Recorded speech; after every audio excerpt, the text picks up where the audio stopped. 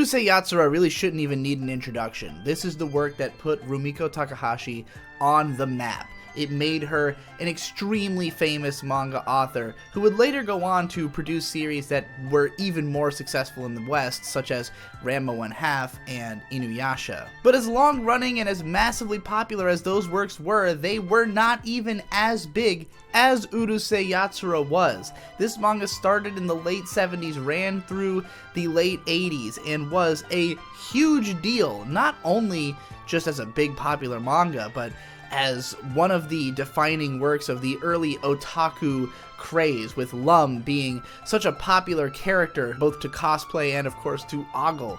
This also was one of the early manga and anime to get popular outside of Japan, in spite of the fact that, you know, being popular outside Japan didn't mean anywhere close to what it means today. It nonetheless was one of the well-known works that the Western otaku would have probably been familiar with. And its influence really just permeates pretty much all of romantic comedy anime. Every romantic comedy I've ever seen owes something to Rumiko Takahashi, be it from Urusei Yatsura or Ranma 1/2. Those two works, I think, pretty much laid the groundwork for what manga rom-coms were going to be forever. Yet in spite of all that influence, I guess just because the series is quite so old and has been overshadowed by the success of some of her later work in the West, it's taken a long time for this to get really a proper release. I mean, there was an Urusei Yatsura manga release in the 90s. It was incomplete. It was, of course, flipped, as most manga was back then. And whereas the same was true of the original Ranma printing and the original Inuyasha printing, those eventually got re-released. They are widely available anywhere. This, for some reason, took a long time to finally get picked back up. But it's now out as a Viz Sig series. This is 2 volumes in one for the first release. It's beautiful to look at, for one thing, and, you know, the translation is as good as I can tell, and, I thought it was pretty enjoyable. What struck me the most reading this first volume is that you can see the rapid evolution of this series from what the original intentions must have been to what it eventually becomes. For instance, the first chapter is about the main character, Ataru, who is just this completely moronic pervert guy who just kind of coasts through life being an average Japanese kid, overly coddled by the society around him, even as he is looked down on by it. You know, nobody's been strict enough with this boy. He basically is an entitled brat who just kind of does whatever he wants. And he has this girlfriend, Shinobu, who I don't really know what she sees in him, if anything. I guess it's just that they are childhood friends and they have this vague notion that they are meant to be together, so she clings to him in spite of the fact that he's basically a total piece of shit. And, you know, it doesn't matter, because that is the way of the world. That is how it is for young Japanese teens, in this era. If they're meant to be together, then it's meant to be. So the two of them, they have a relationship that hasn't really progressed into a more serious stage yet, but they are considered dating. They both know that they are supposed to be together. However, this alien race lands on Earth, and they have randomly selected one person who has to compete with them in a strange game of tag, so to speak, in order to prevent the destruction of the planet or something like that. Basically, Ataru has to compete with Lum. If he is able to touch her horns, then they will call off their invasion. And so begins a multi-day epic chase where he tries to use all these dirty tactics to get at her horns. But at the end, when he's just in a crazed state, uttering to himself how he's going to marry Shinobu after he wins this, he accidentally gives Lum the impression that he wants to marry her. And so she becomes completely determined, just as Shinobu is, that they must be married, and joins the cast as such.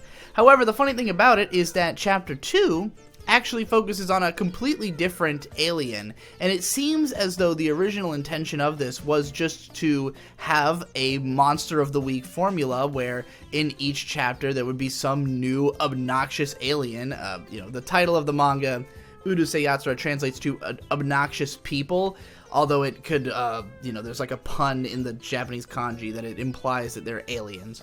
There's a lot of aliens. A lot of them are really just based on Japanese folklore, like almost as if to say that like all these old Shinto myths and stuff were actually alien creatures. But yeah, it's lots of extraterrestrials who come to Earth all to fuck with Ataru just because he has the worst luck in the world.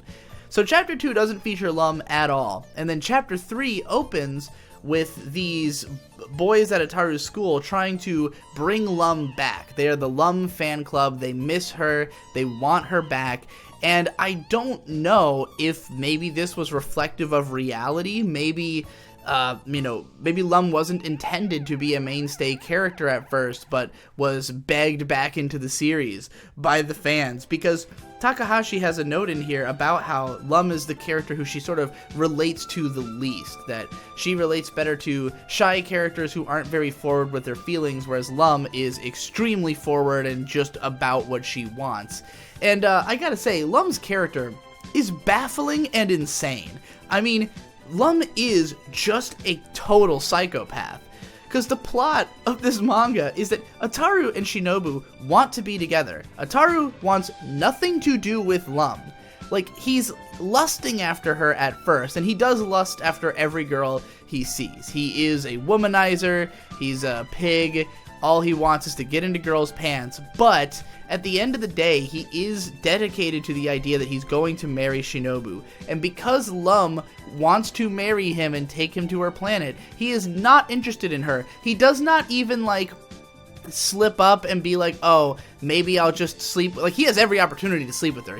She literally, rooms in his room. She wants him to do something. This is not like a love triangle standoff like you have in something like Ranma, where, none of the characters are willing to be true to their feelings. No, she just wants him badly, and he wants nothing to do with her. But because he accidentally said, he didn't even say to her that he would marry her, it was just a total misunderstanding. But she will not give up on him, and she also shocks him with lightning every time she gets mad. So of course, Shinobu, she constantly is getting the wrong impression that, or sometimes the right impression, that Ataru is perving on Lum, or that he's doing naughty things with her or other women, and so she gets mad and hurt and beats him up and, all that stuff. But, none of that shakes the fact that the two of them do want to be together, and Lum is just in the way, which is fascinating as a dynamic. I didn't expect that, because it's kind of crazy. It kind of just makes her, an insane person. Which is what most of the characters are. I will tell you, my short and fast description of Urusei Yatsura is that this is the most obnoxious manga ever made. Most of it is just characters screaming at each other and lots of stuff happening. It moves very quickly. Each chapter is episodic, but usually some kind of absurd, almost apocalyptic event will transpire over the course of the chapter. It actually kind of calms down a little as it goes, seemingly just because it exhausts so many over-the-top ideas so quickly that it has to start coming up with stuff that's a little bit more subtle, or at the very least more about the uniqueness of the situation than just the absurdity of it. But yeah, each chapter, basically, there is some kind of obnoxious alien or weird circumstance that causes everybody to fight and scream at each other and misunderstand. And, it's just on such a massive level. You watch a show like Ranma, and the characters, they're ornery, they misunderstand each other, it gets a little bit over the top, but for the most part, that show is more slice of lifey. It has its shonen action tropes in there, but it feels more grounded. There is some kind of serious romance going on in the background there. This is no grounding at all. This is just off the wall, batshit insanity at all times. It can be exhausting at times. It's so rambunctious, so loud, so goddamn annoying, but in a fun way, where lots of crazy, ridiculous shit happens that is clearly illogical to such an extreme that you should never take any of it seriously.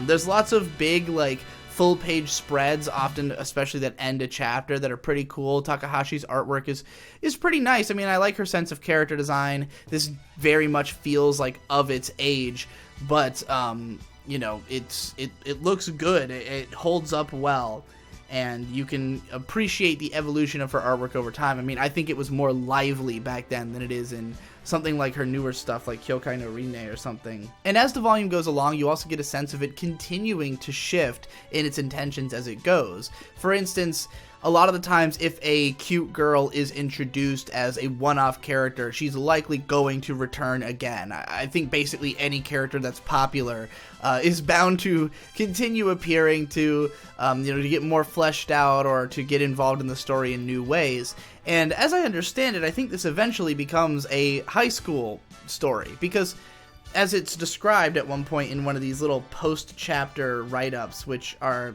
not as interesting as you would hope. They basically just are like summations of random details of things that happen in the book, but written in like a tongue-in-cheek way that I didn't think was all that funny. But there is little hints at what's going to come later in the books. Like, it seems like these were written because these are collected volumes that would have been like released after the entire series had been released in its original form. So, they talk about what happens later, and they explain how Urusei Yatsura started as a town story. It's about the town that the characters live in. There's lots of appearances of just like random neighbors who make comments about what's going on with Ataru and at his house. There's lots of this sense of community, sort of. And you always see the characters moving around town. Whereas, I guess later, it eventually becomes centralized at the school, and some of the characters are given different roles in order to fit in there, such as the priestess from the early chapters who ends up becoming a nurse at the school.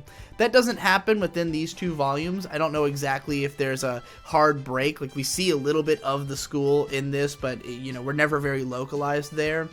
So I really have to wonder, like, how much Urusei Yatsura transforms over the course of its run. Like, for it to have been as long as it was, to stay fresh at all, it would definitely have to change a lot. I mean, I'm almost surprised I didn't get sick of it in the span of these two volumes, just because it never really stopped being just absurd, ridiculous, over-the-top, alien one-off stories with, occasional recurring characters, but none of the characters are deep in any way. They're all pretty one-dimensional.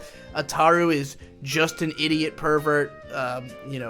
Shinobu is just haplessly in love with them. She's sort of the voice of reason of the show.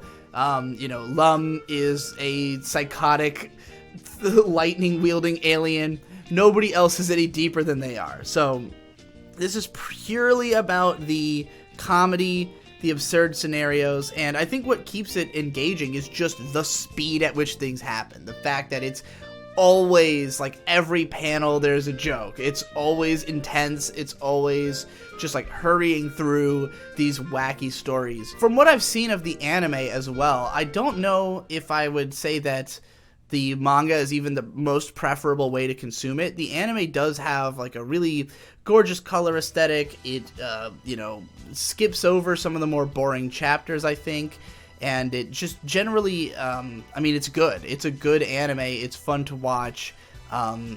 I don't know if the manga necessarily adds anything that the anime doesn't capture just as well, aside from the fact that you could read it a lot faster. But given how episodic it is, it's probably not something you really want to binge marathon anyways. Like, I pretty much read this only while I was on the shitter, and I did not feel like, oh, I gotta fucking plow through all of Urusei Yatsura. It's like, I'll take my time with it. So, yeah, overall, very influential, and the reasons are obvious, entertaining.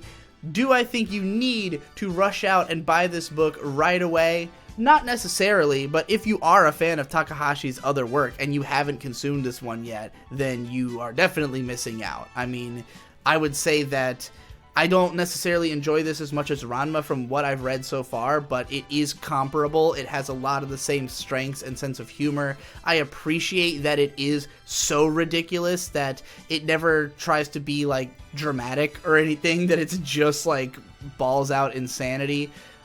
You know, it left me feeling like I could read the rest of this if given the you know, May kept buying the books and they kept appearing in my house. I would definitely continue reading them. And if you want to buy this edition, then please use the link that's in the description to my Amazon Associates link to my link. Anyway, you will get this for the exact same price you normally would, but I'll get some of the money. Just it's a nice way to support the channel. On the next episode of Manga Monday, I'm going to stay in the realm of classics and gigantic releases by covering all of Dororo. That's right, the Osamu Tezuka classic that was just recently adapted into a 26-episode anime. It was an incomplete story, but it's all been collected into this one ridiculously thick book, and it's pretty much the last thing on my shelf that I haven't gotten around to yet. So we're going to check it out, and I'll see you in that one.